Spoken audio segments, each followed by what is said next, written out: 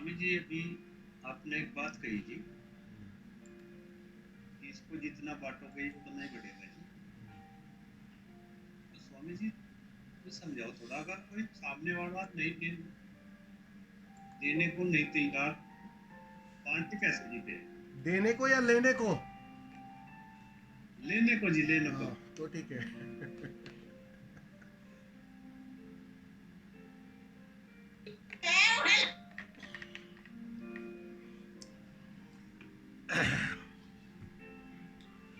फूल खिलता है, जी सुगंध बिखरती है, फूल फिक्र करता है क्या कि नहीं जी। कौन उस सुगंध को ले रहा है या नहीं ले रहा है? जी तुम्हारा फूल खिला, सुगंध बिखरी, जी जी तुमने अपना काम कर लिया, जी तुमने अपना जो दायित्व था ना वो निभा लिया। अब उस सुगंध को लेने में कोई आता है या नहीं आता है वो तुम्हारी फिक्र नहीं है। तुम क्यों फिक्र कर रहे हो कोई ले रहा है या नहीं ले रहा है? तुम तो प्रेम को बहने दो, तुम तो उस आनंद और मस्ती को बहने दो, उस उत्सव को तुम जारी रखो। नहीं, एक बात बताओ स्वामी जी। स्वामी जी, हम्म। एक बात कही कबीर जी ने कि अगर हम कहीं किसी सब्जी मंडी में जाके और हीरे को लेके जाए तो उसको सब्जी के भाव भी लगाएंगे जी, हीरे को। लेकिन मेरी बात तो हाँ मैं स्वामी जी। समझ रहा हूँ, लेकिन वो सब्जी मंडी में हीरे को ले जाने को कहा किसने? नहीं, जो पात्र नहीं है वो सब्जी मंडी के अरे भाव ही तो लगाएगा ना। तुम कैसे तय करोगे पात्र नहीं है? मतलब जैसे चीकना का होता है ना स्वामी, सोचो तब जरा, कितना भी पानी। सोचो जरा, तुम्हारे गुरु ने, जी तुम्हारे शुभ चिंतक ने जी जी अगर ये सवाल खड़ा किया होता तो आप जी। यहां होते आज?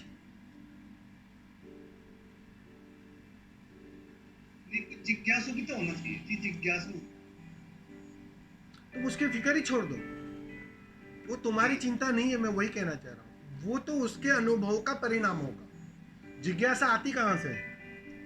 वो तो जीवन के थपेड़ों से आती है, जीवन जी के उतार चढ़ाव से आती है। प्यास जगती कैसे है? अगर वो उस उतार चढ़ाव में गुजरा है तब उसके अंदर वो प्यास जगती है। वो तुम्हारी फिक्र नहीं है। आपको पता है मजे की बात, आपको एक उदाहरण से मैं समझाता हूँ। जी जी ओशो ने एक बात कही थी, बहुत सुंदर बात थी, कि मैं चाहता हूं 100 लोग ऐसे, 100 खिले हुए फूल, 100। जी जी क्यों कहा ऐसा? वो कह सकते थे कि मुझे 100 आश्रम की व्यवस्था कर दो, जी पूरी दुनिया में मेरे 100 आश्रम हो गए तो जो मैं चाह रहा हूं वो ज्यादा फैलेगा। वो कह सकते थे ये, जी। लेकिन उन्होंने वो कीमत नहीं तो कहा।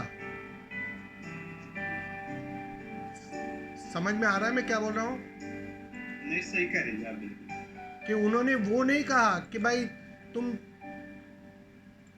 100 आश्रमों की व्यवस्था करो मेरे लिए। उन्होंने क्या कहा? तुम बस 100 फूल खिलने दो। अगर 100 लोग भी जागृत हो गए, 100 लोगों के फूल खिल गए, बस ये पृथ्वी सुगंध से भर जाएगी। और बस ये मैं यही चाह रहा हूं। उन्होंने आश्रमों की फिक्र नहीं की थी। नहीं नहीं, सही है। तो कबीर जी ने किस संदर्भ में कही जी बात कही जी क्या? कि हीरे को अगर आप सब्जी मंडी में ले जाओगे तो उसे सब्जी के भाव ही लगाएंगे लोग। नहीं नहीं, वो जो दौड़ होती है ना सब्जी मंडी में ले जाने की, वो नासमझी की दौड़ है। वो तो तुम जब अधूरे होते हो ना तो बांटने के लिए भी मन तत्पर होता है। मन उस समय खेल करता है। बांटना और बटना दोनों में अंतर है। तुम बांटने की शुरुआत मत करना, अच्छा जी। वो तो बटेगा, फूल खिलेगा तो सुगंध बिखरेगी। अब तुम ऐसे लोगों को भी देखते हो जो बांटना शुरू कर देते हैं। अब बांटेंगे कैसे वो? यही तो है ना जी, थोड़ा हाँ, सा वो अपने को ही बांटेंगे। वो सब्जी मंडी वाला सब्जी ही बांटेंगे फिर। समझ में आ रहा है? वो उसकी कीमत नहीं कुछ समझ रहे हो जो बांट रहे बिल्कुल हैं। बिल्कुल।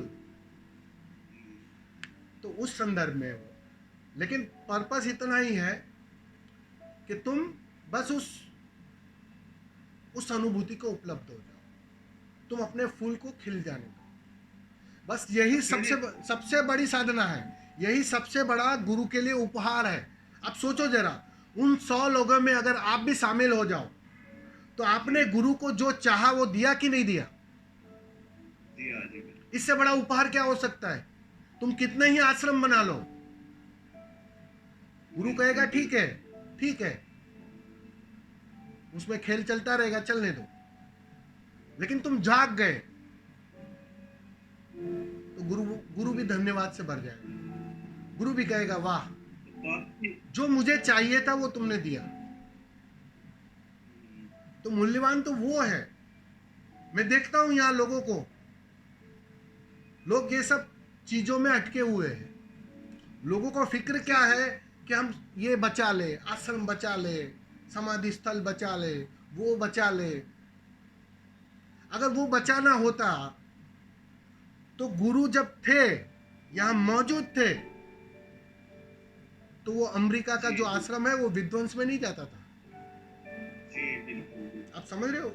वो खेल है। वो हर चीज को बनाकर मिटाकर तुम्हें तैयार कर रहे हैं, और वो खेल अभी भी जारी है, लेकिन कोई समझ नहीं पा रहा है। लोग स्थूल चीजों को बचाने में लग गए हैं।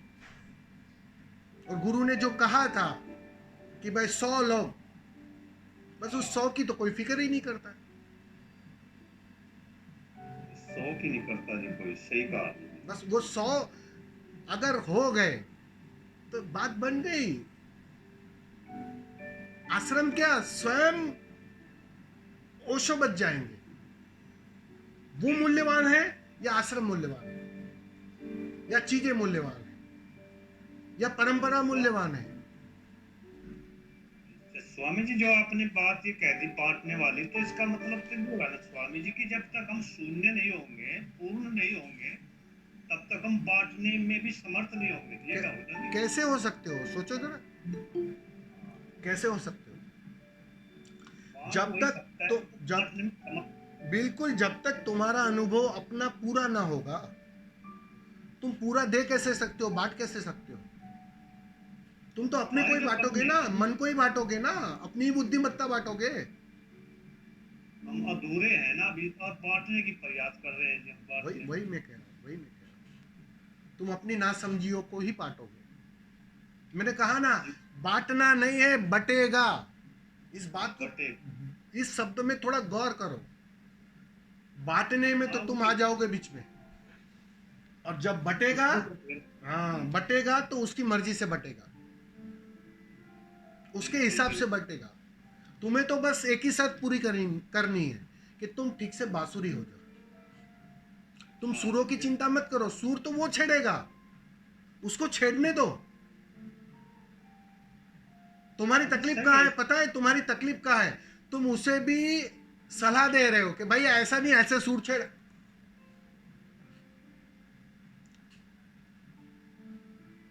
सुर तो उसे छेड़ने। फिर स्वामी जी ये बात क्यों कही जा रही, फिर इसे बांटना तो फिर ऑटोमेटिक हो जाएगी। इस बात को कहा भी जा रहा है। बिल्कुल, मैं कह रहा हूं ना, ये देखो, थोड़ी भाषा की भूल होती है। जब किसी परिप्रेक्ष्य में समझाना पड़ता है ना, तो भाषा कभी कभी अड़चन दे देती, वो बाधा बन जाती है।